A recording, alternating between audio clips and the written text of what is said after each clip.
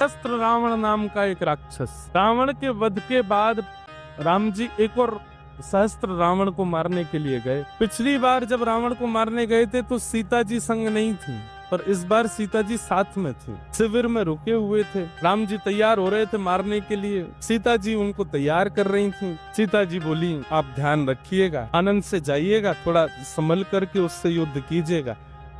राम जी थोड़ा अहमवश बोले, देवी तुम हमको क्या समझा रही हो, तुमको पता है उस रावण को हमने कैसे मारा, पूरा युद्ध बताने लगे। मनी मन राम जी एक अहम भाव में आकर के कहने लगे, मानो कि जैसे हम तो रावण को मार ही चुके हैं और तुमको क्या पता, तुम तो अशोक वाटिका में चुपचाप बैठी थी एकांत में, तुमको क्या पता कि कितना युद्ध हुआ। देवी हमको मत बताओ युद्ध कैसे करना, हम तो कर ही लेंगे, हम तो मारे ही आएंगे उसको।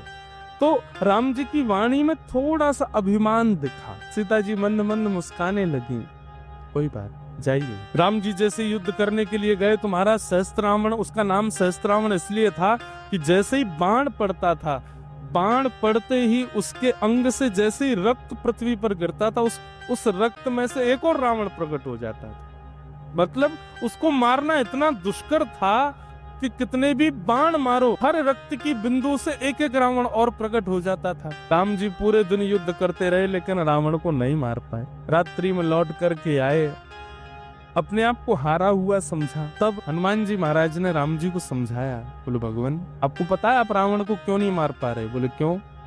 बोले आपके चित्त में हमारी जानकी जी नहीं बैठी इसलिए। बोले जब आप रावण को मारने के लिए लंका गए थे ना, तो जानकी जी संग नहीं थी, जानकी जी अशोक वाटिका में थी, तो जानकी जी की स्मृति आपके हृदय में थी। मतलब किसी रूप में आपकी आह्लादनी शक्ति आपके पास थी, इसलिए आपने रावण का वध कर दिया।